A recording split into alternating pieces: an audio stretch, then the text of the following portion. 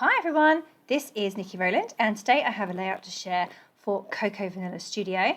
I have moved on to the Deck the Halls collection, so the next few of my assignments will all be using the wonderful Deck the Halls.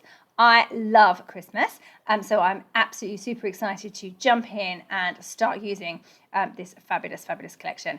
So one of the first papers that really caught my eye was this one here, the one with the wreath. I don't know the name of it, but it's gorgeous. It has a gorgeous wreath on there. However, I can't use that just as it is. I have got to cut that out and stand it upright and give it loads of dimension and add loads of bits to it. So that's what I'm doing today. So you can see that I started off by rough cutting it. So I rough cut out the circle from the middle and around the edge, and then I went in with the detail. And I didn't do all the detail on camera because it's quite boring to watch someone fussy cut that. It was quite a detailed fussy cut. It took me quite a while to get around all that detail, but it was well worth it. I've now placed that onto a piece of white cardstock, and I've, with a pencil, roughly marked out where that wreath will go. And I'm going to put a little glow underneath it using one of my Distress Oxides. So this one is Saltwater Taffy, and it's actually one of my favourites because it goes with so many things. This colour must be in lots of collections. But it's just the right tone. It's like that lovely pinky orange, it's almost like an orangey pink, I think. I can't really I'm not very good at describing things like that. But anyway, it works well. It went really well with the pink and the reds in this collection. So you can see that I've just added a small glow underneath where the wreath will go. And I've put foam pads on the back of my wreath there, and I'm going to stand that up there. Doesn't that look lovely? Yes. So anyway, that's worked out really nicely. I'm super happy with how that's turned out, and now I have to work out what else I'm going to do with this layout, because the wreath is now raised up, but it's going to have a few more details. So I've got my photo that I've just tucked in over on the left hand side there, and I wanted to add a title using one of these beautiful gold titles that's in the collection, and I've opted to go for Magical Memories, and I'm going to try and curve that. Now, it's not really behaving that well. It wants to stay straight, but I'm sticking it in a curve, and I'm going to add either some wet glue or what I actually ended up doing was using a sewing machine to sew that in place so that it couldn't move, because after a little while it kept like pinging back. The bits that were curved, they pinged back so they were straighter. So yeah, I've just sewn that in place with a sewing machine. I'll do that later.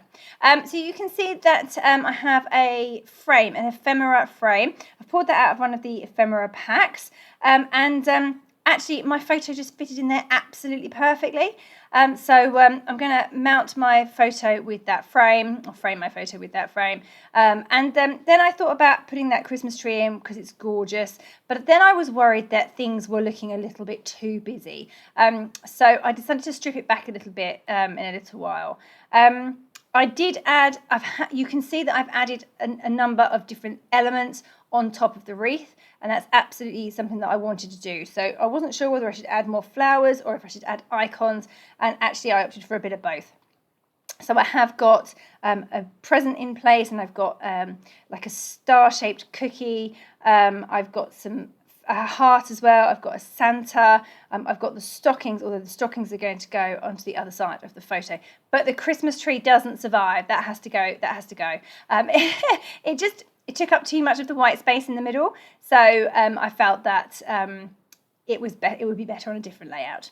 Right, you can see that I've got my photo in place there. I've raised my frame on foam pads so that there's a bit of dimension between the frame and the photo itself. And now I'm just going around adding all of those bits and pieces.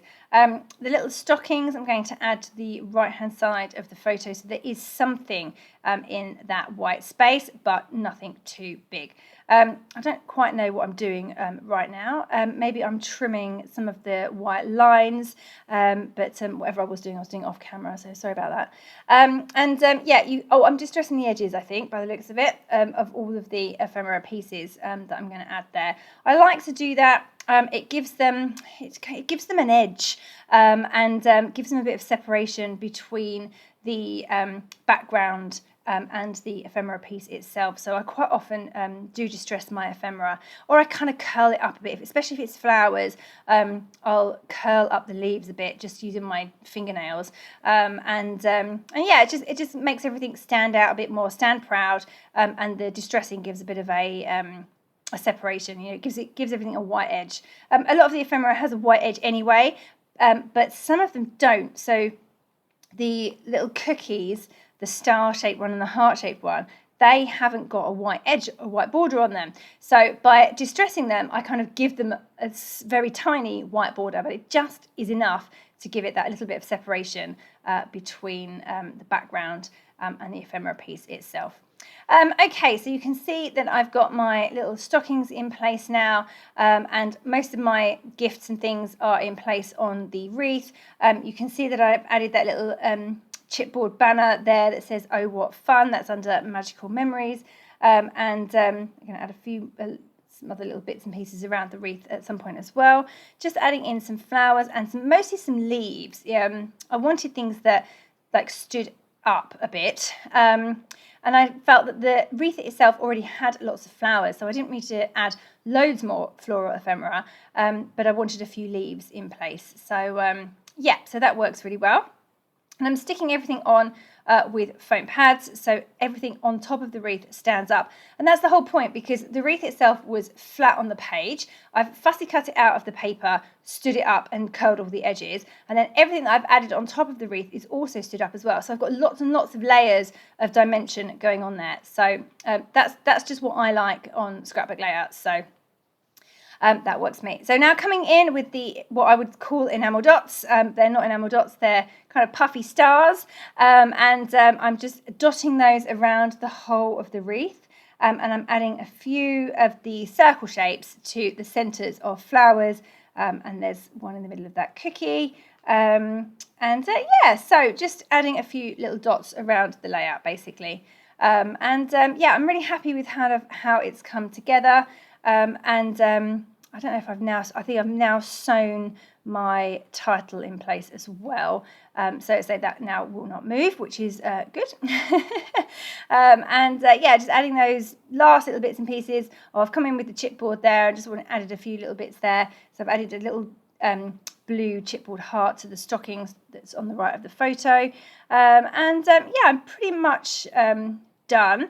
I need to add some splatters, and I'm going to go for some gold paint, which I'm mixing with some water so that I can splatter it easier with my paintbrush.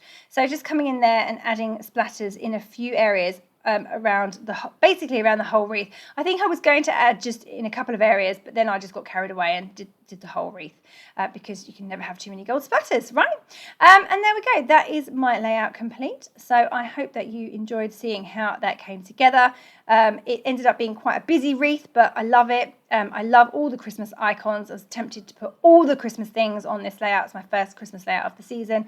So yeah, thank you very much for joining me today. I hope you enjoyed that layout. That was Nikki Rowland for Cocoa Vanilla Studio using the Deck the Halls collection.